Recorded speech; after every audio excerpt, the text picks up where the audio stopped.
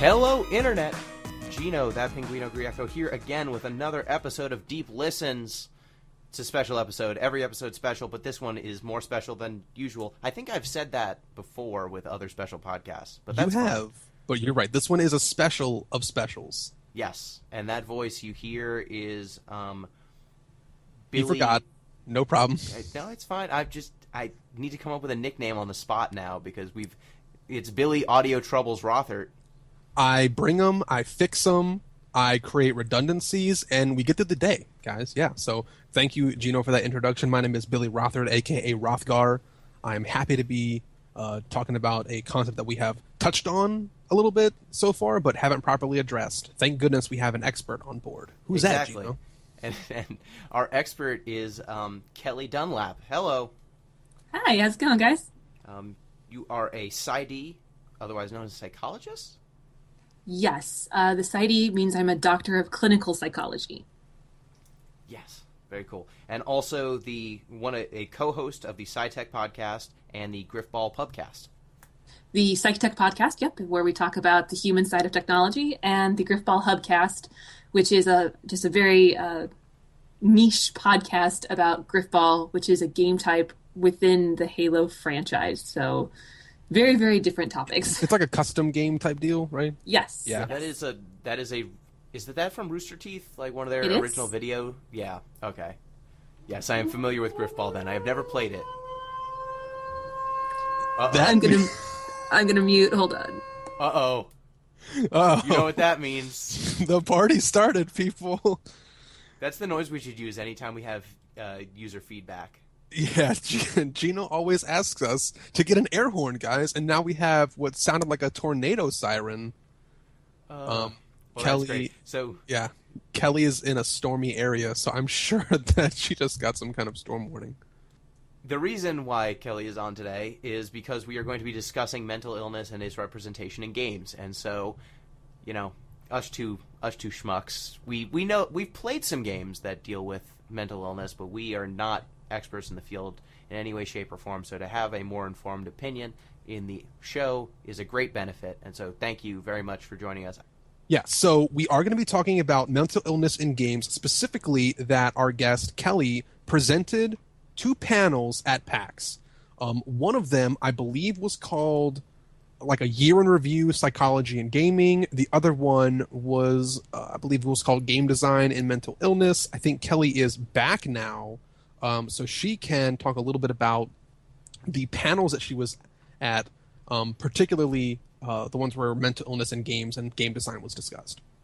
Right. So in addition to my Psy.D, my clinical work, I am currently a student getting a master's in game design. So the idea of the intersection of mental illness in games is really, it's really my jam. And so I got to showcase that in a very unique way at PAX East, as you mentioned.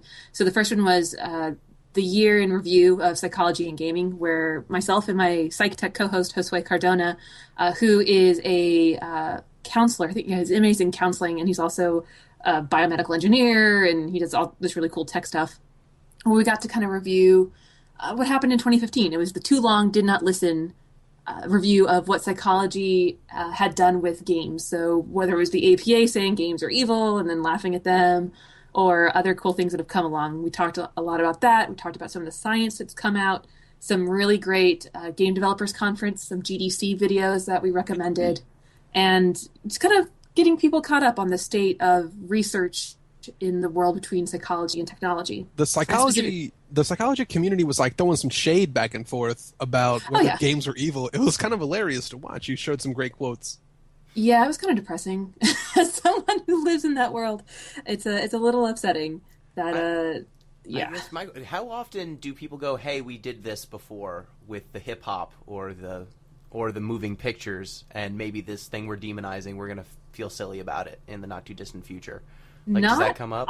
Not often. Actually, one of the other presentations, I think I did it at RTX last year, and I think I did it at PAX East the year before, was on psychology, society, and kind of the historical, cultural piece around that. So I talked extensively about how pinball was like this devious thing that only the worst kids did. And I had posters from the 1920s that talked about how jazz music is stealing our children's souls, and I think there was a poster from the 50s about how rock and roll was going to destroy Americana. And so that's a big part of it is normalizing what is happening, realizing that it is kind of a cultural cycle, that whatever is new is strange and scary once you get over a certain age, and the cycle tends to repeat itself. Mm-hmm. Okay. So that is something that when you step back from it, you go, oh, this was a cycle. How crazy. We're going to learn from this. And then VR comes out or the next thing comes out, and it's like, right, maybe this is completely different from everything we ever knew before. This one's going to be the one that's the demonizer that ruins society. Right. My favorite example is Plato, like the old dead guy, the old philosopher dude.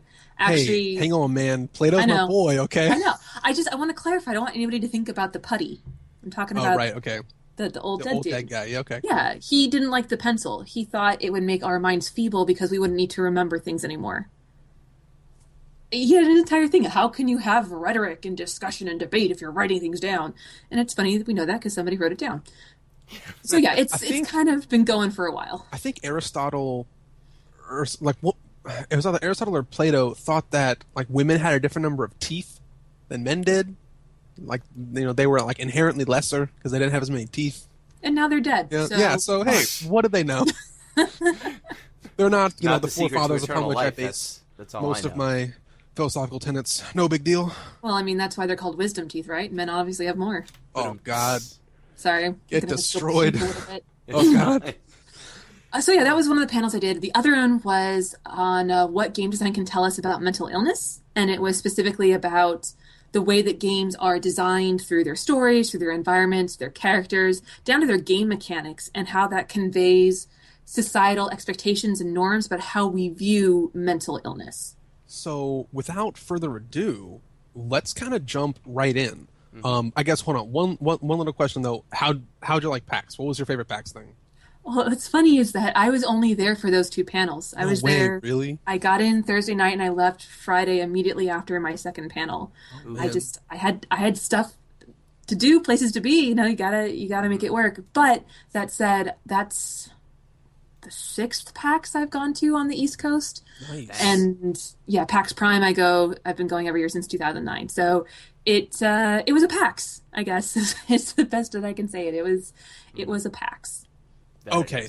Then without any more delays, jumping right in, the panel that I think I took the most away from academically was the game design and mental illness, and this one will probably tie into most of our discussions thus far on mental illness and how it is portrayed in games. Now, just like the very, very tip of the iceberg, you sort of presented things in 3 categories of how mental illness can show up in these sort of 3 areas of games. It can show up in characters, it can show up in mechanics of games, and it can show up in the environment of games. Does that sort of sum up the areas well enough? Yeah, those are the 3 domains that I kind of just made up, just to be completely honest.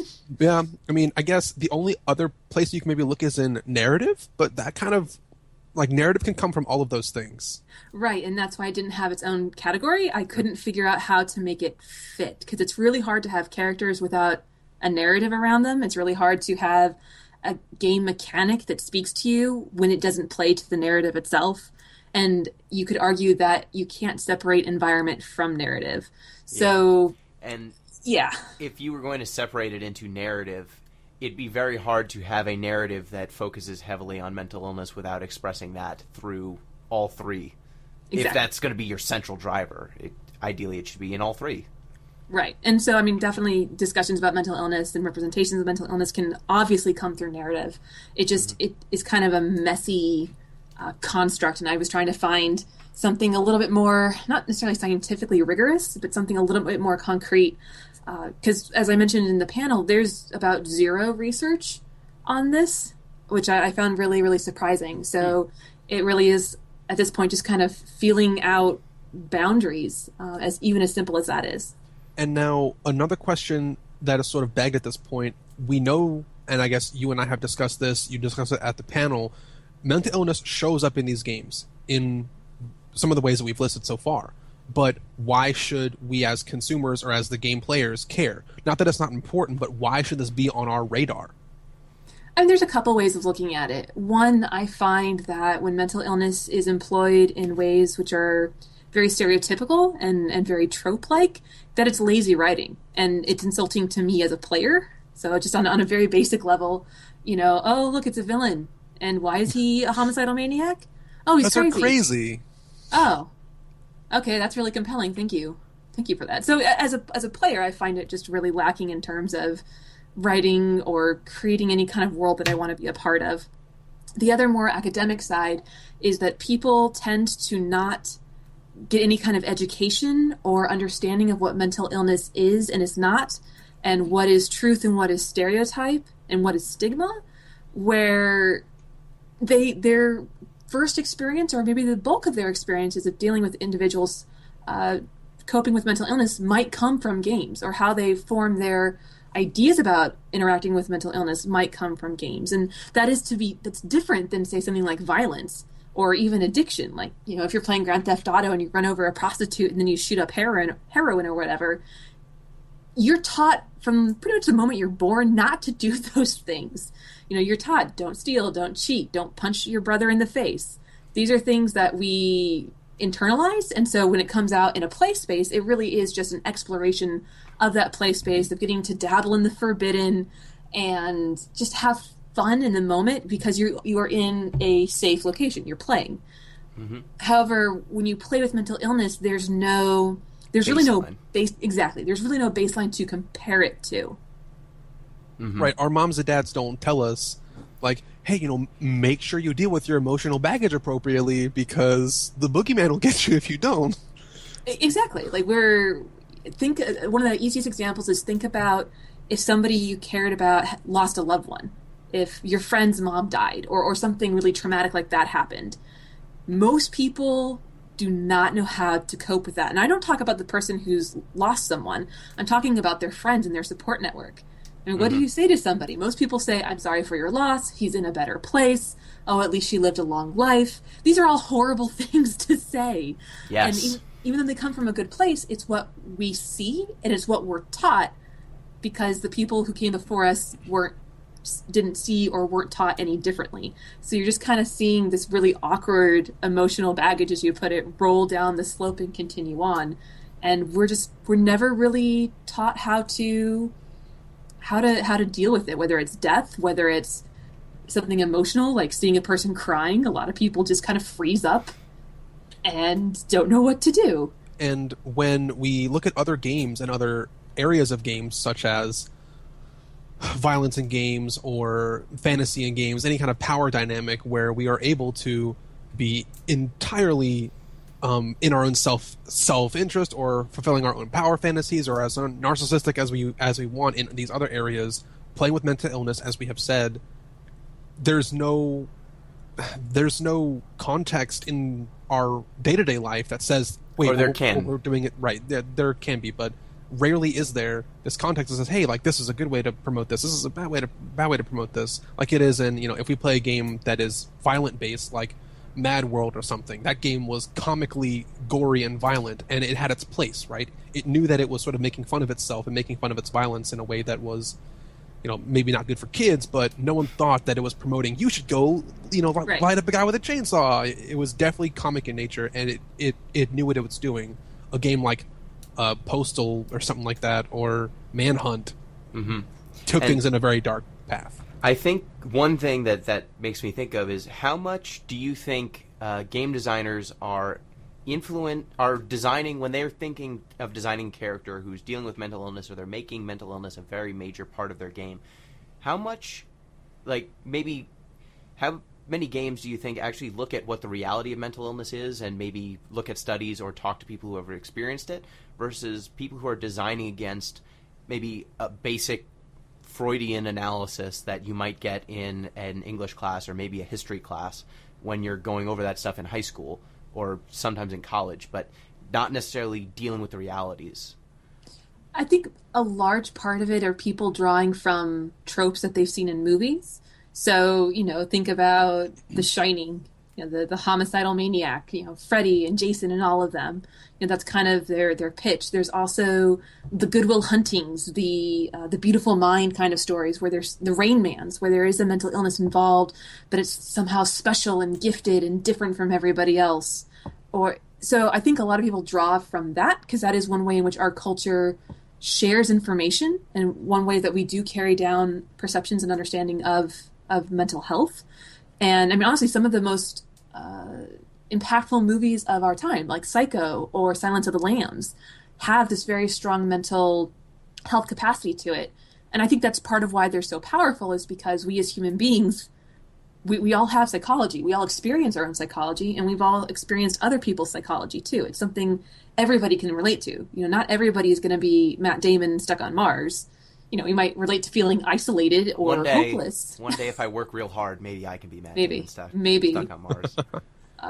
So maybe we can relate to the emotions, but not even really too much else. So I think that's a large part of it. There are game developers who go a lot off of anecdotal evidence. The best example I have of that is Depression Quest, which was a Twine-based game that I'm sure everybody has heard of for not the best reasons. Right.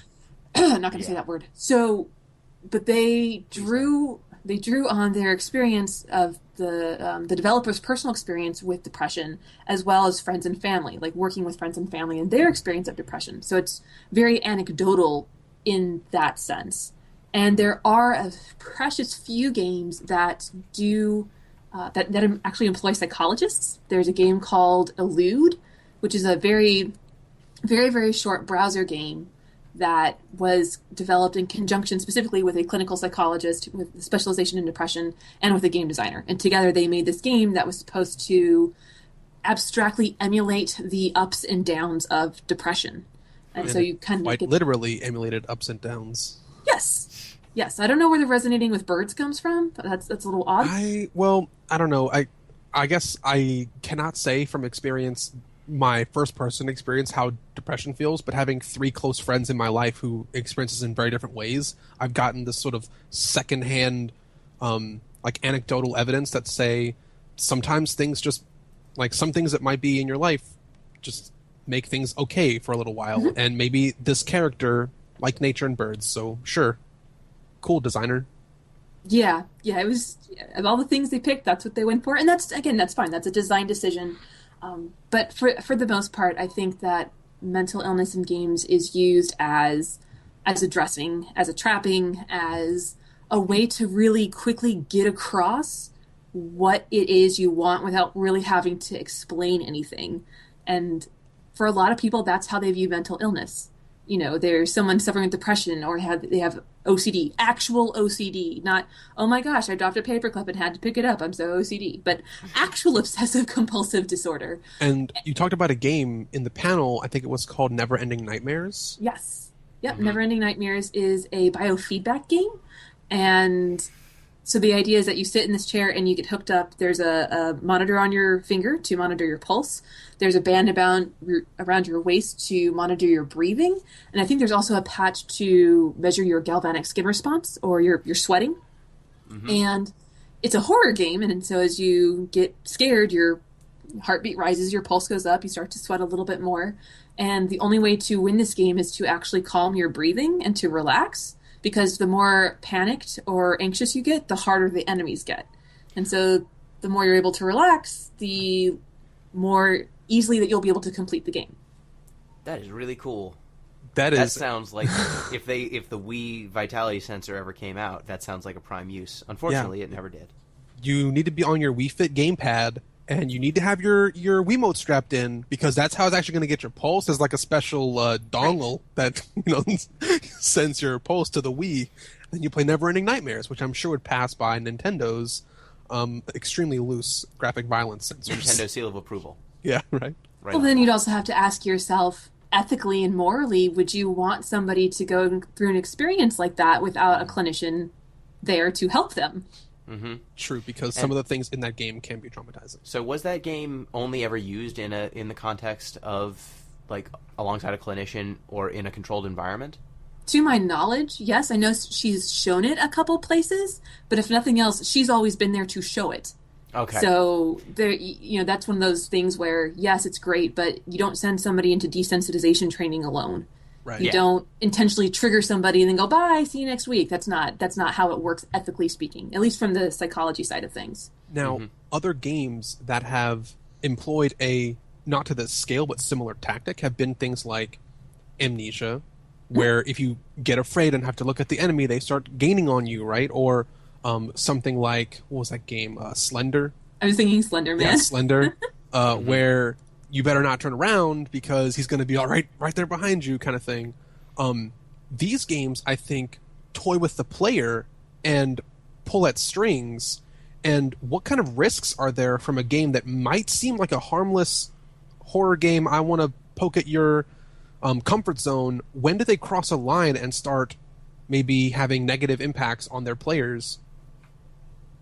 I think it really depends on the person who's playing. I don't think there is an actual answer. The best experience or example I have is I was at GDC, the Game Developers Conference, and there was it was the Samsung HD, I think was the VR headset that I used. Yeah. The little phone you plug into a little visor thing? No. That thing, or it's an actual HD headset? It was an HD headset. Yeah. Okay, cool. That is it. And I was navigating a menu. I played like this. It was a puzzle game where it tracked my eyes so I can move stuff around. I played Escape the Room, which was a lot of fun because you're like decoding things. Played a mech shooter, so I'm shooting up aliens in space, and that was a lot of fun. And then there was another one that was Goosebumps, as in the R.L. Stein youth was fiction. Jack Black there?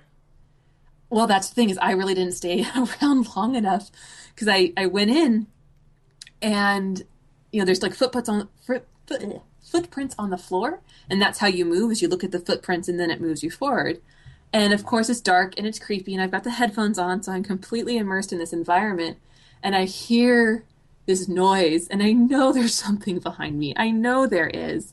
And so I look forward to try and move away from it, and then I don't hear it anymore, so I stupidly swivel in my chair to look over my shoulder, and a zombie lunges and bites my face. And then I took the headset off and I was done.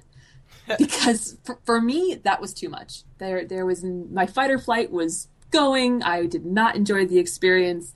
I didn't want to be there, so I took the headset off and I was done. I would not play it again.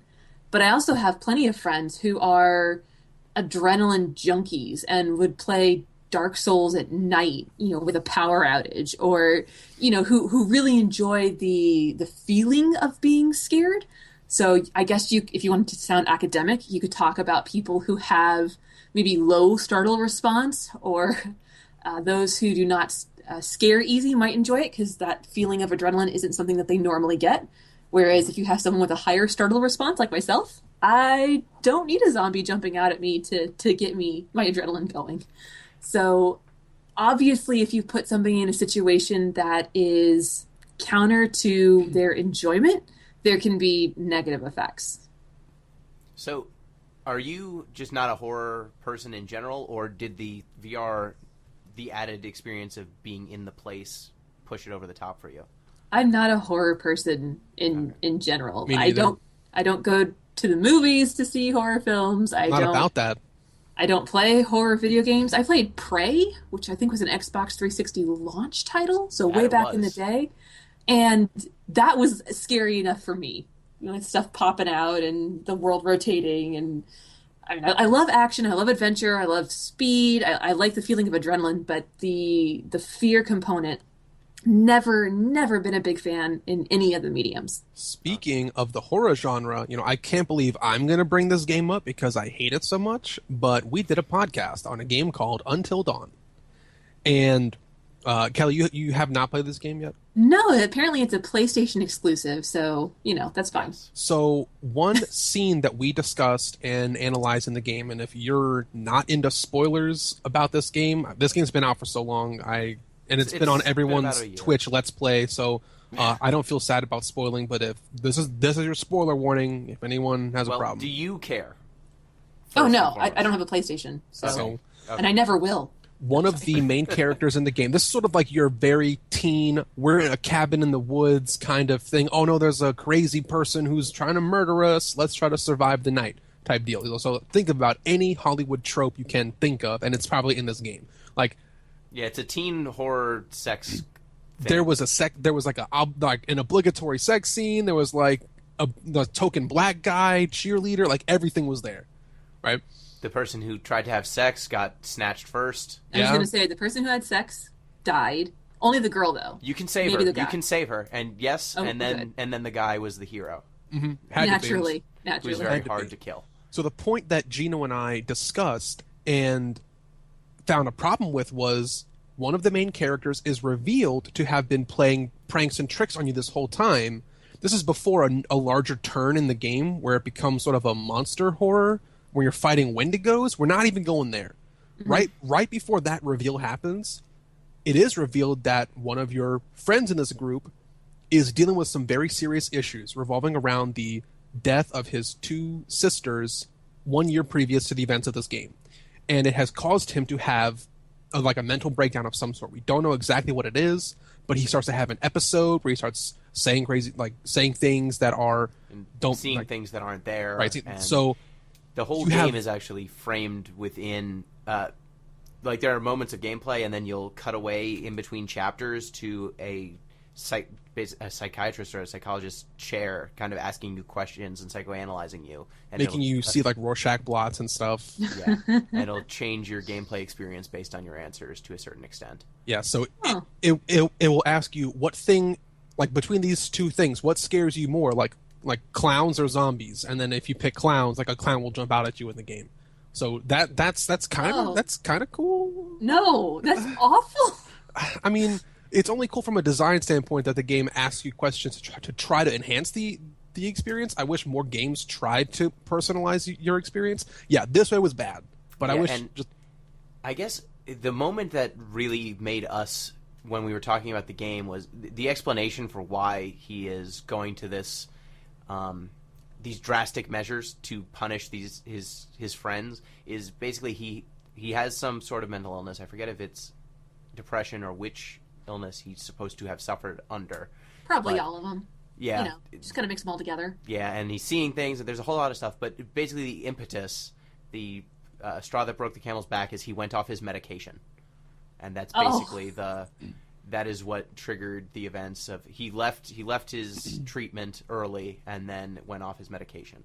So when this character, for lack of a better phrase, sort of loses it, sort of falls off the edge, you're presented with very little options in game to help this person. He's the only character you can't save.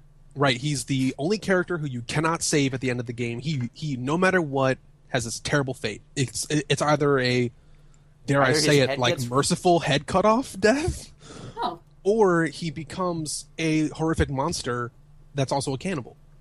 Because that's what happens when you go off your medication. Right. So this game basically gave us no option to help a person with mental illness. We said, look, the best you can do is have him not die for as long as possible, but inevitably he's going to become a monster. And Gino and I found a pretty big problem with that. Yeah, I can't really understand why, guys. That seems, that's what we do in real life, right? Yeah, go off your medication and you turn into a man-eating beast with weird claws and stuff. Yeah, you become a cannibal from ancient Native American lore. Yeah. And then we have to put you down. Basically. Mm-hmm. Yeah, that totally sounds like a... Not at all. Jesus. There was a section where he starts seeing, his sisters as zombies and then a giant pig, and then you find him just kind of on the ground talking to himself. And it's like, well, this isn't the most even-handed way of representing this. Well, I have to hand it to you guys, though, for playing through the whole thing, because that sounds like the kind of game that I would start, get to that point, go, F this, no, and just walk away. Even beyond the 5 minutes of that, actually, because it immediately became like a monster game. It stopped being about mental illness in this character and started being like, oh no, forget all that stuff. You have to deal with Wendigos now. They're after you. And it was a completely different game from that point on. So that was a problem that I had too. Good. Let's draw a direct line between mental illness and monster movies. That's good. They try to. There's Native American stuff. The game tries to make it a little bit more complex than that. I just found the impetus being he's off his medication, so he could do anything. Watch out. He's Yes. crazy. God, I hate that word so much. Exactly. I use it ironically, so for anybody who's listening, using it totally ironically. Yeah, and it was the actor who played that character. Have you ever seen the show Mr. Robot? Mm-mm. Well, I guess the actor's name, I think it's like Rami Malek. He's like an actual very good. He's actually a solid actor. So it was extra like, this is probably not the best material you've ever worked with, but okay, you're crushing it though. That's painful. So separately, we played another game, and I think Gino should give the discussion on this because he liked it more. Yeah, To the Moon. To the Moon. Well, you should talk about Psychonauts too because that's your baby. You should bring up To the Moon because I think Kelly hasn't played that game either, and that's what I think is a very positive way of dealing with mental illness in games. Yeah. So have you played To the Moon? I had not. I hadn't even heard of it before Billy mentioned it, but it's now it's now on my list of things that I need to play right after Life is Strange. This one's pretty short. It's definitely a 1-day game. You can play To the Moon in like maybe 2-3 hours. 5-6 hours. Well, Maybe 5-6 if you've never played it before. Oh, true. I guess. Yeah. But if I get bumped up, then it's real short. So that game, I don't want to spoil things then, because that's a game that I will play. I went to the Wikipedia article actually and kind of read the synopsis.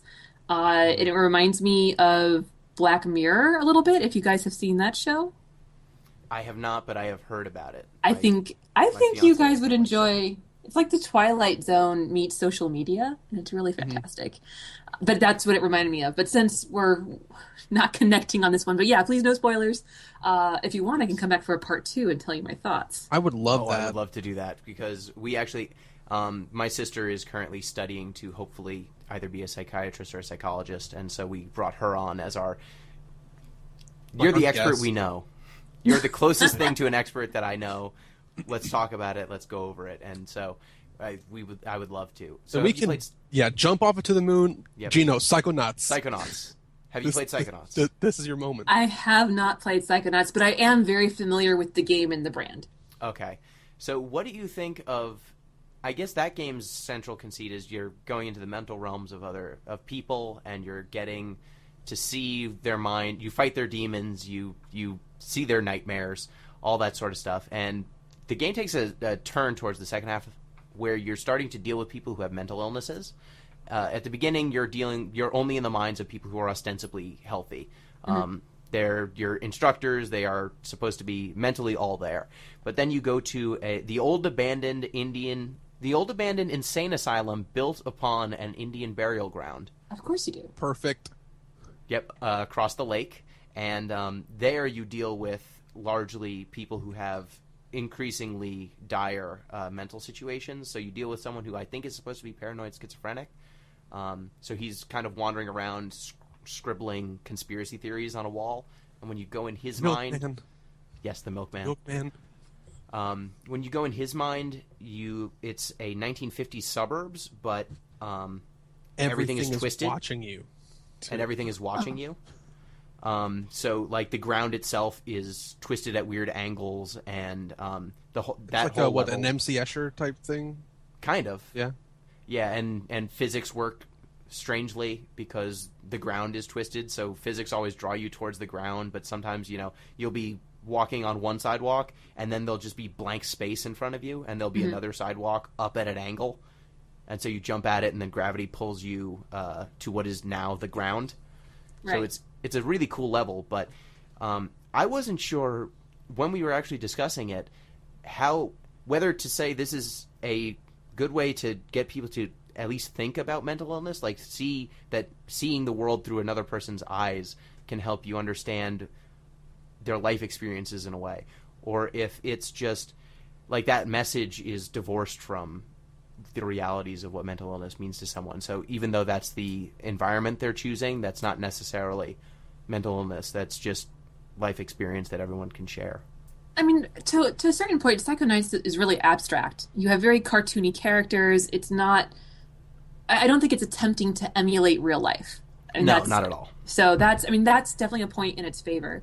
Which, when you're talking about, going and finding this paranoid schizophrenic, supposedly, and I like the idea that you get to see the world through his perspective, and you get the realization that this person does not perceive the world the same way that other people do.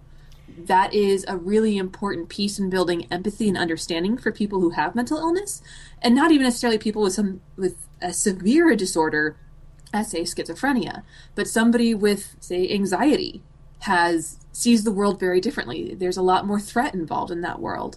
Somebody who is depressed sees the world differently than somebody else. There's the difference between getting a C on a test and somebody who is not depressed might go, oh, well, I got to study harder, or the test was unfair, or the teacher sucks.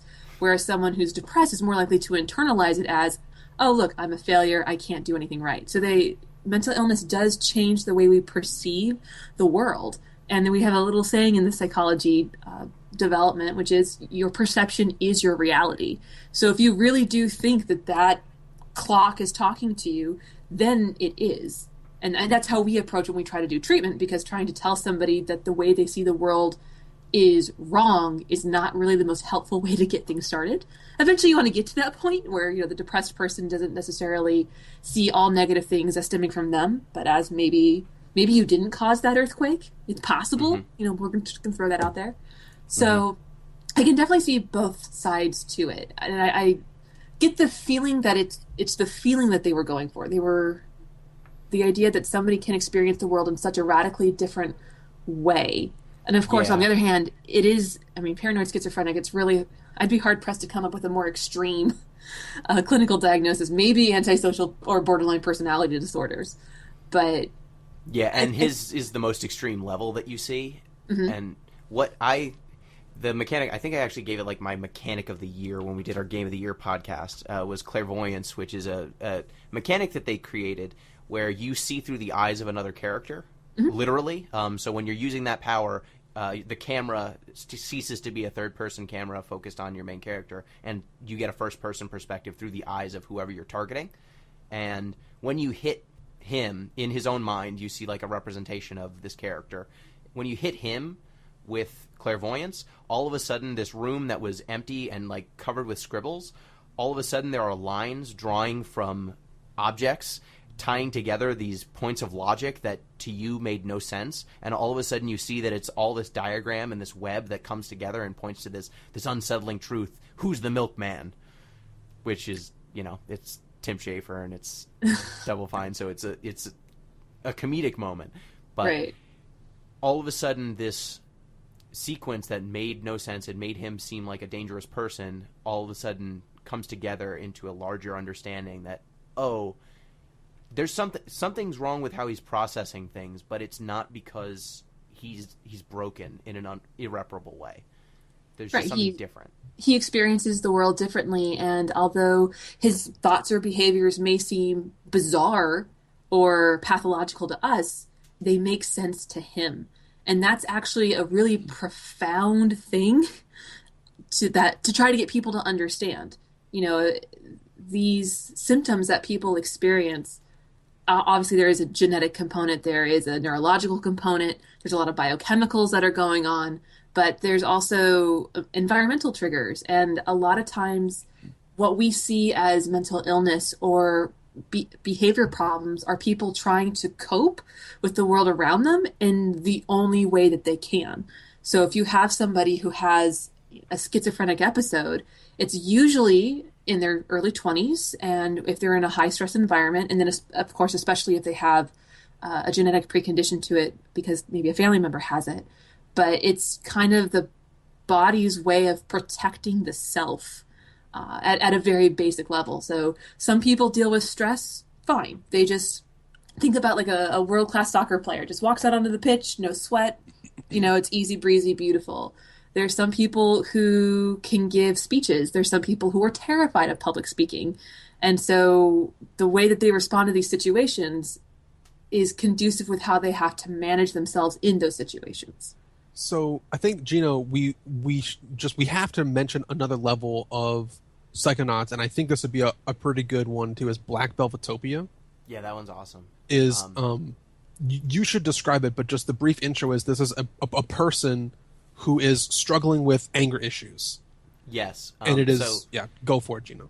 He's struggling with anger issues. The level takes place he's a struggling artist, and so his you're in this insane asylum. So it's run by a dentist.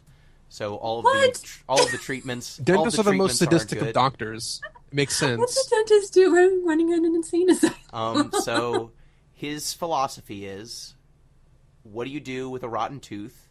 You take it out. So if someone's got a bad brain, you take it out. Pull it right out. He's evil. He's a villain. Okay. That sounds pretty villainous. Now it makes sense, right, Kelly? Yeah, it totally makes sense. Yeah, the light bulb just went off.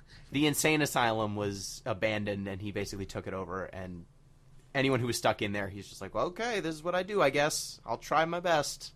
I've got he's got, it's like a bath.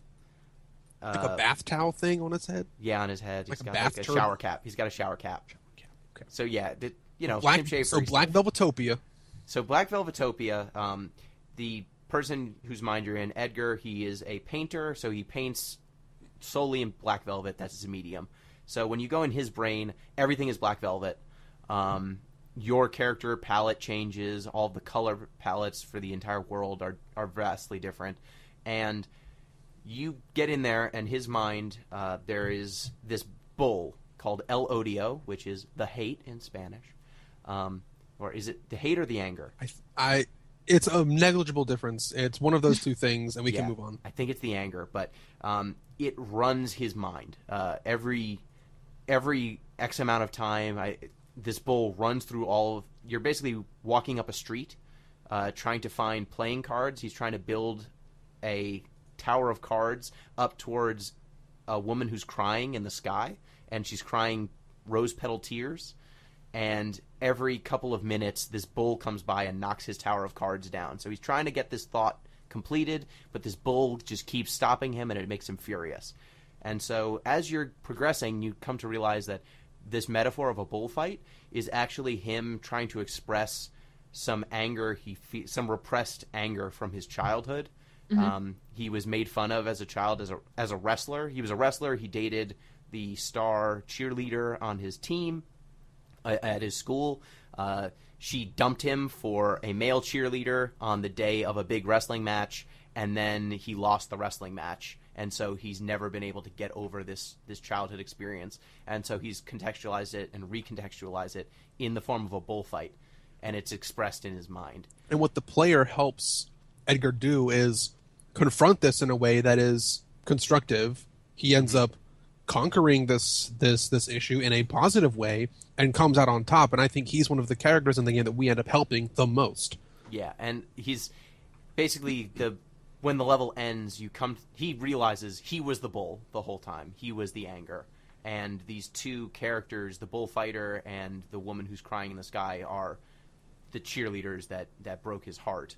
And they're losers, and I should just why am I caught up? Why am I making this so mythological when it's something so trivial? And he kind of that's his big revelation, I suppose. So, go ahead. Yeah, again, it just seeing the world through somebody else's experience, and talking about the sequence that you guys just described. I'm sitting here as if I was in my office, thinking, the bull. What does a bull represent? And just kind of thinking notes. Yeah, because it obviously means something to this character, and it's a way that people experience things in real life. And I am not a Freudian in any sense of the term. I don't do dream analysis. I don't necessarily put a whole lot of stock in that kind of thing. But I do believe that our brains express things to us in ways that we don't necessarily understand.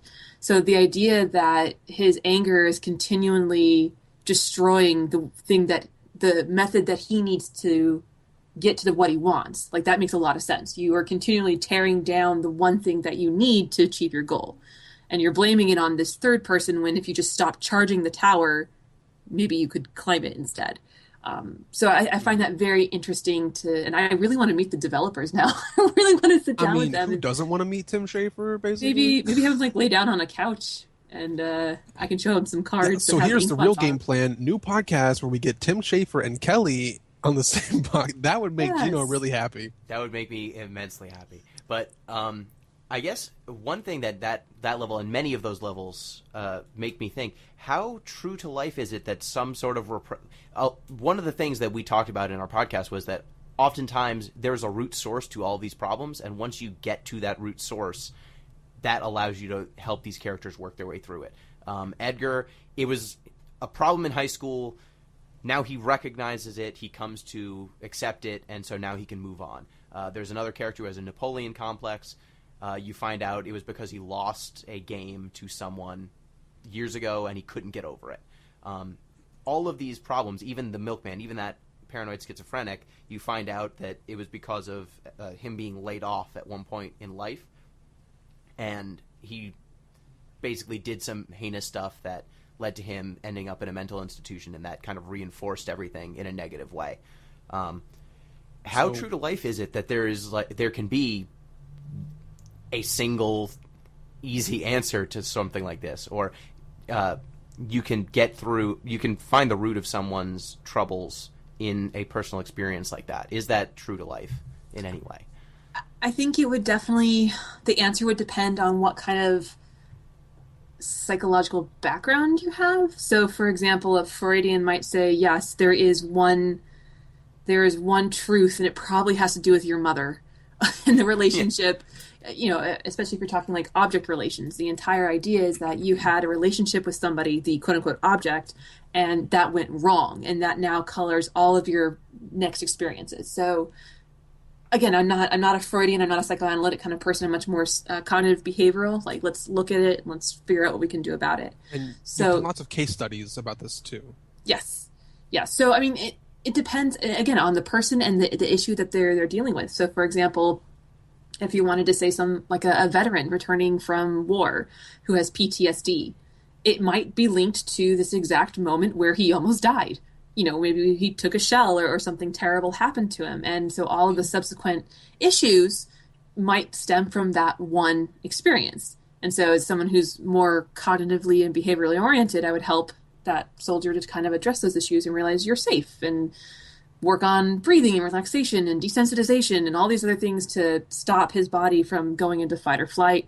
A psychoanalytic person might go, oh, well, it actually goes back to, feelings of death and fear of death, the death anxiety that Freud talked about. So it really depends on the perspective. However, if you wanted to discuss something more like substance abuse, I think that's a lot more complicated. I mean, not only does substance abuse have a genetic component, which I feel that doesn't really ever get addressed as opposed to a simple solution. I mean, you might be able to get some medication for it, but it's usually only one part.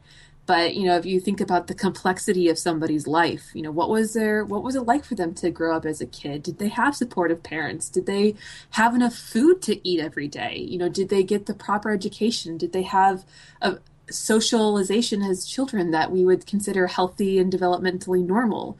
How does anyone come to socialization that is defined as healthy and normal? That's such a hard thing to define. It's awkward. Yeah. Don't go to middle school. Just don't go to middle school. Just skip 6th through 10th grade. And actually, just skip all of the kids. Just don't go to school.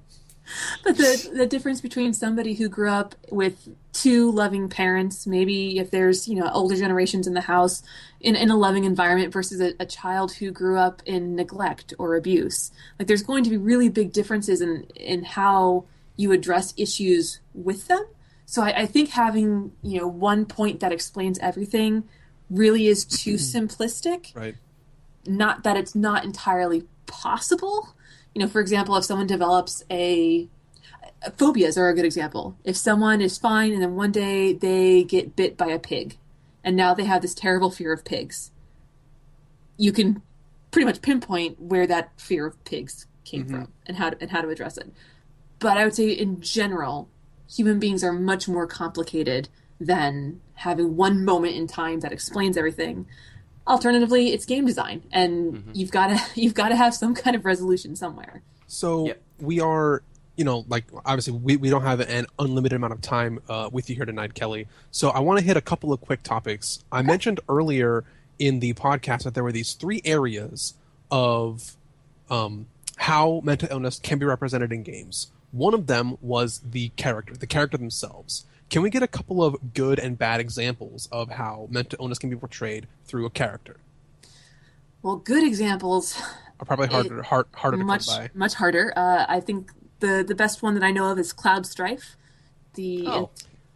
Gino's happy. I actually just played that sequence earlier today where Cloud's his psyche comes together. Yeah, he's recovering his memories. He's dealing with past trauma, but he's not a victim. He not only is he, quote unquote, a strong character. He's you, which is very unusual in the game sense, because usually a character with mental illness is off in the periphery in some way. So that's an example of a good, representation, or a positive. I don't want to put evaluative statements on it. A positive representation of a character dealing with significant emotional issues, psychological issues, and still being portrayed as a hero and as somebody who's capable, not like you get to kill them or let them become a monster. You have more options than that. The negatives are a lot easier. Think of pretty much any villain. Sephiroth, Kefka, Voss from the Far Cry series, everybody. Anything from Batman? Batman. Yeah, I mean that one's kind of low hanging fruit. I usually kind of let that one go. But yeah, again, having a psychological disorder in a video game is often shorthand for explaining why a character is the way they are without actually doing any of that work. Like, I think we all wish that we could have a really awesome bad guy that just, I don't know, just like wanted to watch the world burn and was just fine with it. Like, had no mental problem. They're just saying, you know what, I just want to take it all. I'm going to make you. I'm going to make you. It's not going to, Gino. It's not going to happen. We are going on a road trip. You're playing it. God. I think that's one of the reasons, going back to Batman, the Joker in The Dark Knight, I think that's one of the reasons he's so evil and villainous, is because he's not, quote unquote, insane or crazy or any of those horrible pejoratives that we want to put on him. He's very clearly calculating, and he knows exactly what he's doing. Probably a little bit of sociopathy going on there, obviously, because he's murdering people, not the most upstanding citizen.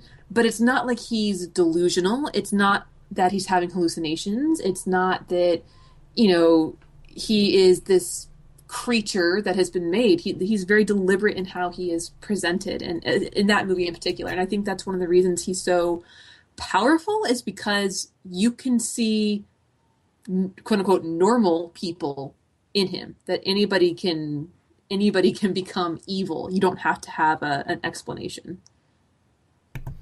Okay, cool.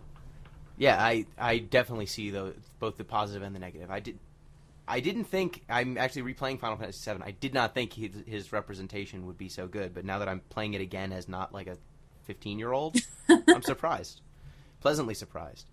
So one thing I wanted to ask is, now you're going back to school for a game development degree. Yes. So are you planning to, why did you go for an additional degree? Are you looking to make some games to help patients potentially, or help people, help kind of fill the void you're seeing? Well, one of the biggest problems is that the clinical psychology profession is not very kind to games.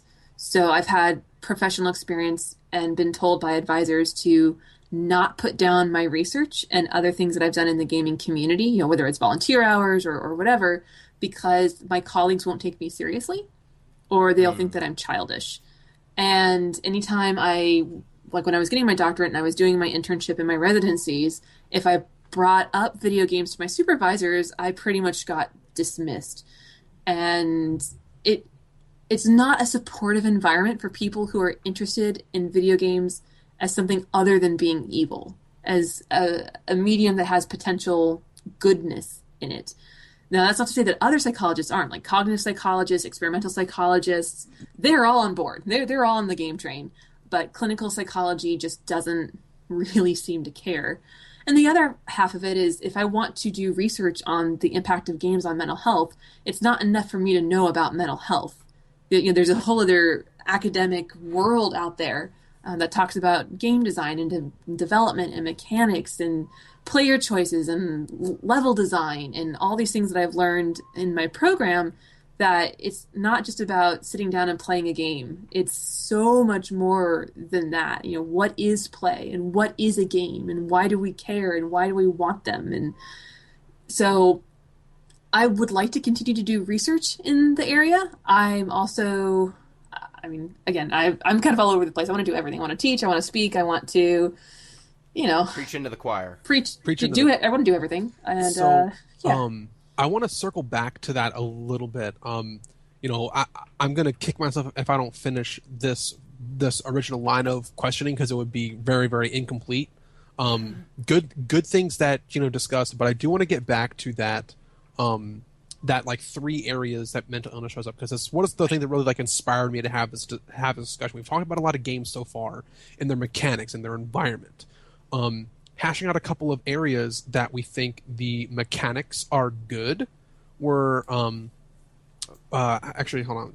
I had an example, but it's lost me right now. Try positive and negative instead of good and bad. Try right. Positive and negative instead of good and bad. Good. No judgment here. So, let's start with the bad ones first. Sorry, the negative ones first. There you go.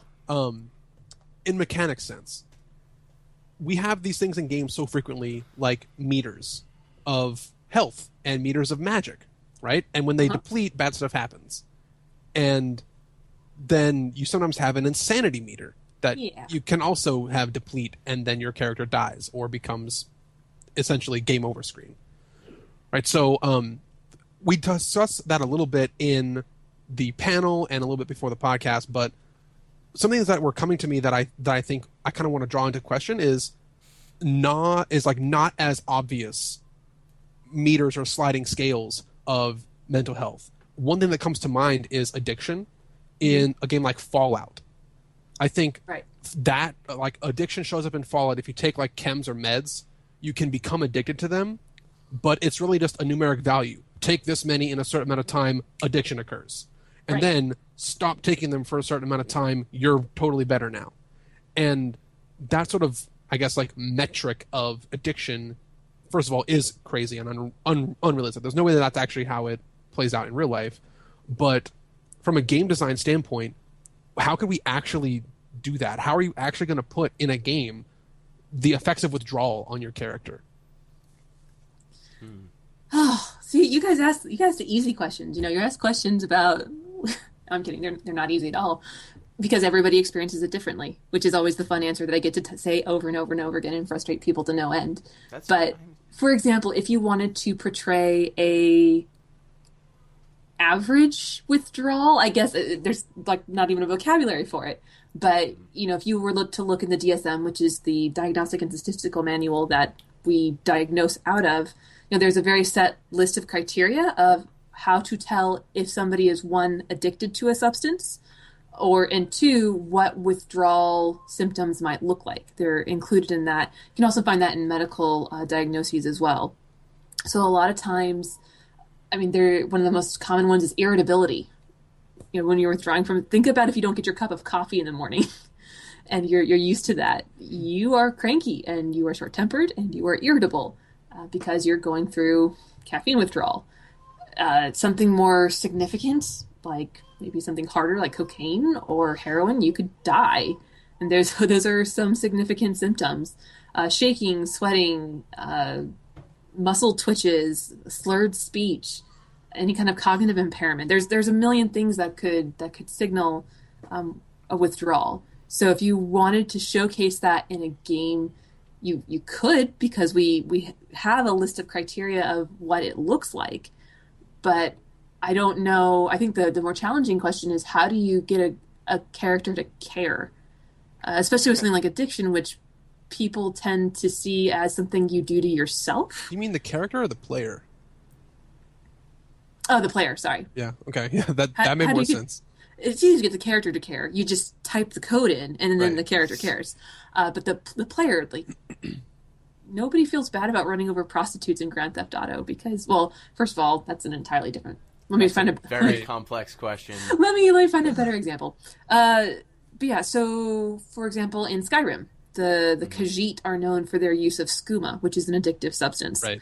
And they have a really nasty reputation, and people look down on them. Even good law-abiding Khajiit, get stereotyped over because of something that somebody else does. So that's one way of representing what addiction can do to a culture, or can do to somebody on a cultural level, is they can stick you with Oh, I happen to be a Khajiit, therefore I must, try to cheat you out of your wares, and I'm probably addicted to skooma. So that's one example of how it can manifest without being, here are the symptoms that you're experiencing. Mm-hmm. Now, is it ever a positive? I mean, maybe we don't have a good way of showing mental illness as a parameter of overall health. Maybe we don't have a good way of showing that in a game.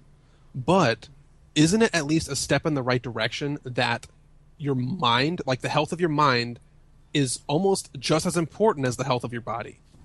Are we not taking like one small step in the right direction? I think that's a very charitable way of looking at it. It also subsumes that the mind and the body are separate, which Okay, hang on. That's something that I, as a philosopher, am super into. We don't have to go there. He's very invested in them being... There's a word for what I am. It's called substance dualist. But we're not going to go that. We're not going to go that sounds like a Yu-Gi-Oh character. Basically. Yes. So him and Joey had a rivalry in the first season. We can take a turn away from that if it makes the whole conversation easier. Let's jump to the environment. We're done. We're done. That was about to get really hard really fast. We had a philosophy moment for like 20 minutes at the end of a podcast, and I think we ended up cutting it because who would listen to you and Pete going back and forth about your ideas? No one. Okay, so I think a positive example of an environment was things like in Psychonauts, when the environment is not there to ridicule or mock someone who has a mental illness, but give you an opportunity to look through another person's lens. Mm-hmm. So like the Milkman conspiracy level and Black Velvetopia conspiracy level, I think were really good. Games like Elude, where the environment gets super cheerful when you're at high points and super dark when you're at low points. That environment is sort of I guess, positively helping a player empathize. I was having a hard time finding an environment that negatively portrayed mental illness. Help me out here. If you need an example, there's it was for the GameCube, Eternal Darkness. There's a mechanic where as you lose sanity, all of a sudden the environment things start happening in the environment that are not there. Yes, the player basically, the game alludes that the player is hallucinating, not the character but the player. Yeah, and so it'll do like AV tricks on it'll say input not detected, as though your TV's on the fritz. Hideo Kojima did that too in Metal Gear Solid. Yeah, except in Metal Gear Solid, you're being played with by a psychic.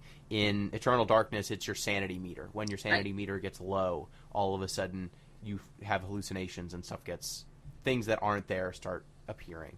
So one thing I just realized earlier, you asked me about Neverending Nightmare, right? And that is a game that the one I spoke about was Nevermind. So the biofeedback game is Nevermind. Neverending Nightmare. Right. Sorry, that was completely my fault. Okay. I was going to say that's the hand-drawn, horrifying one, right? Yes, and it was actually created by Matt Gilgenbach, who is very open about his struggles with depression and really severe OCD. Right. And I played through that game, and there is a level where you are in a psychiatric institution, and it's like the rest of the game, scary and terrifying and confusing, and you don't really ever know if you're going the right way, and things are trying to kill you.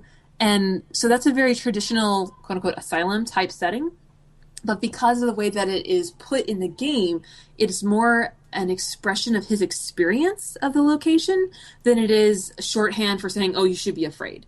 So a lot of times things like asylums are used to just, bad things are going to happen because you spawn in an asylum. Does anything good ever happen? Whenever you spawn in an asylum, usually you're in for a rough ride. Yeah, you're usually, it doesn't happen in happy fairy tales. It only really happens in horror games. But in his particular instance, it was more about the experience of being admitted and being in an inpatient facility, which can be very scary and terrifying and confusing. I don't think anybody would argue that inpatient facilities are a place that anybody wants to vacation or that anybody really ever wants to end up at.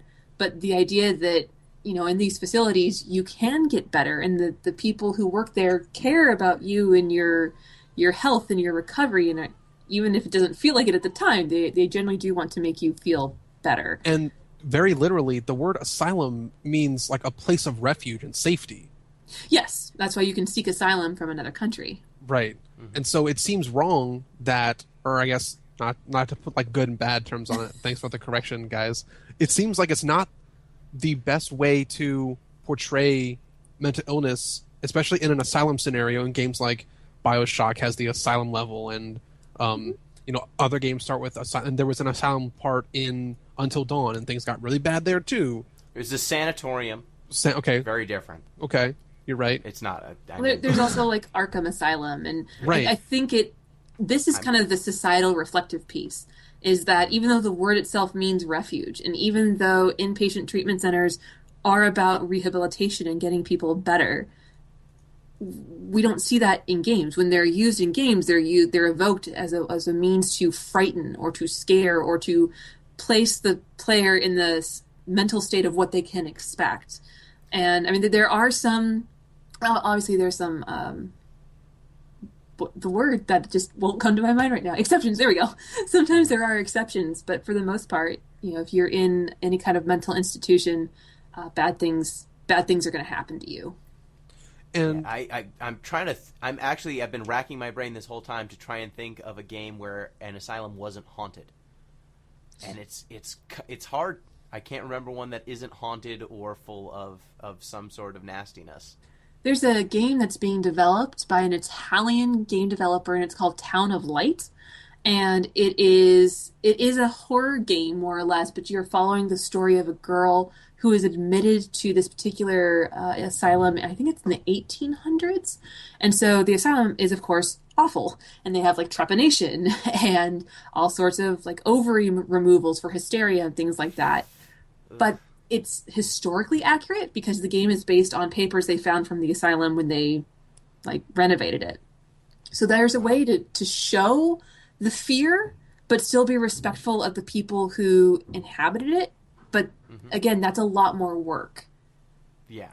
A lot of it does come down to not taking like a huge jab at the game developers, but it seems like if only a developer or a writer would put in the right amount of footwork in this kind of thing, we could have a very positive experience, as opposed to, like you said earlier, it comes from like lazy game design, lazy writing. What motive do you need for a villain, or what motive do you need for a piece of plot development? I can't think of one. Let's use crazy instead. But again, that's even beyond the game developer. That's just reflective of at least American or even Western society in general, because nobody bats an eye. I mean, the number one reason is, it's lazy game writing, because I want to know more about that character. That's me as a player being, wanting more stuff for my universe, to fill out my universe. And then I guess we're also responsible for not pushing back. Yeah, I mean, people still buy. I mean, in my talk, I talked about the AWOL Marine in Halo Combat Evolved. In the very first encounter, right before you meet the Flood, there's a Marine who's injured, and he's rambling, and he's completely incoherent, and he is what you would think of somebody who might be schizophrenic. He has those kind of those symptoms that he's exhibiting, and he also shoots at you. And in a shooter game, when something shoots at you, you shoot back, and he doesn't appear on your. Yeah, he's not on your friendly radar. Nope, he's not on the radar at all. He's neither friend nor foe. He doesn't exist. You can kill him and nothing bad happens, where if you kill other Marines, they turn on you and they end up killing you, to kind of like, you really shouldn't kill your friends because that's not nice, but you can kill this guy. And in fact, you're encouraged to kill him because you walk into the room and he starts shooting you. And again, you've been conditioned the entire time. If something shoots at you, you shoot back. And I've played this game for, it came out 15 years. And it was early 2000s. Yeah, it came out in 2001. But I'd never thought about that as a representation of mental illness. It never occurred to me that you can't help this Marine. You can shoot him or you can leave him. And then there's other Marines in the Halo series that are similar, that might hold a gun to their head and rant and things like that. And you can't help them. You can't interact with them the way you can with other Marines. There's really nothing to be done. They're just kind of there, and you can either kill them or leave them. And as a Halo fan, a huge Halo fan, I just took it as part of the story and went along with it. But looking at it with a more critical eye, to me it seems like, okay, people just accept this, that's the way it is. This is what happens when you meet the Flood. This is what happens when people crack. And there's not a lot of pushback, because we just, as a society, we don't we don't look for mental illness, and when we see it, we're usually really weirded out by it and don't want to deal with it. So I guess closing that part of the discussion about character mechanics, environment, we know that as developers, we have responsibilities. As players, we have responsibilities to, whenever there is an opportunity to critique and it's appropriate, don't be silent about these things. Don't be silent about game mechanics that say mental illness is portrayed in this way and it's positive or negative. We need to be a little bit responsible as the players, but also as the developers. I want to sort of end things with a quote that I got from the other PAX panel that you were on. I believe the person who this quote was Nick Yee. Oh, I love Nick Yee. Yeah, and he's awesome. The quote is as follows. I'm gonna try to do my best because I was typing frantically on my laptop. Games are an identity management tool. Games help us become more of who we really are. Right. So that's a really powerful quote, and it is devoid of all of the statistical context that came up to that point. So just like a real quick recap is what Nikki did is he looked at the personality characteristics and mapped that to the types of games those kinds of people played. And so what he found is that people who were higher, were more extroverted. We'll use that one. That one's easier. They tended to like games that were social in nature and competitive in nature. Action social. So that's what they would go to. And so whereas somebody who was more on the openness, and of course I'm using the psychology's Big Five personality theory, who are more on openness are more interested in exploration and creativity and narrative. And so people with that kind of personality construct tend to play games that are more in like the fantasy creation category. Minecraft kind of thing. Yeah. And so that's what he means by games help us become more of who we really are. It doesn't mean that if you like to play Grand Theft Auto, which is, I love that game, but it's always a hot topic. But it doesn't mean that you are a drug lord in training, and if you play Minecraft, it doesn't mean you're going to be an architect. But we seek out play experiences that make us feel good and that jives with what we enjoy. So, for example, there's a little like personality test on Quantric Foundry, which is his website, and I totally came out as an action social, which I totally believe because my favorite game is Halo. And I like it because it's action and it's fast-paced and I get to do it with my friends and I get to compete. And those are the things that are important to me as a person.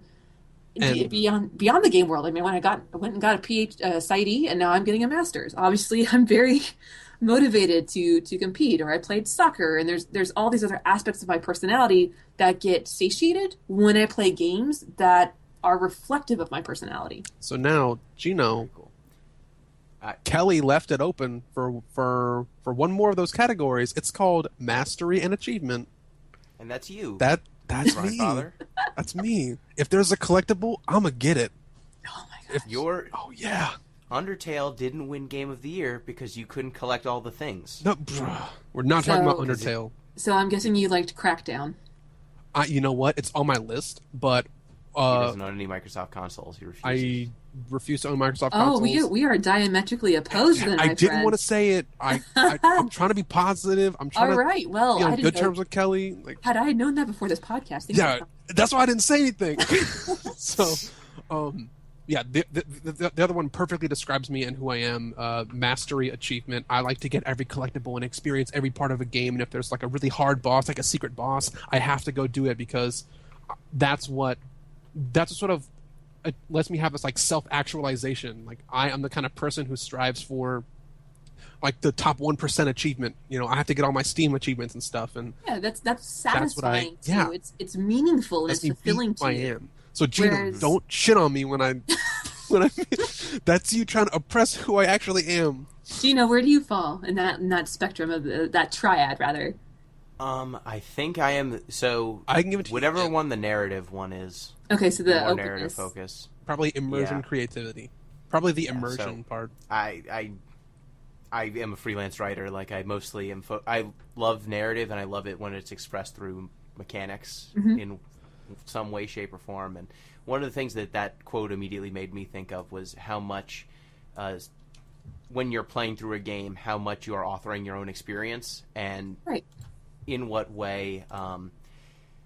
Like when you have a Mass Effect save completed, there is, to some extent, you have gone through the story that the Mass Effect developers wanted you to go through, but to another extent, you have authored your own Shepard story, and so that save is as much a reflection of who you are as a person at that moment when you were playing through the game, or some, if you got into a headspace where you're saying, I am this version of Shepard, this is who I want to be, what is it in your life that led to you deciding that that's the person you wanted to be at this given moment?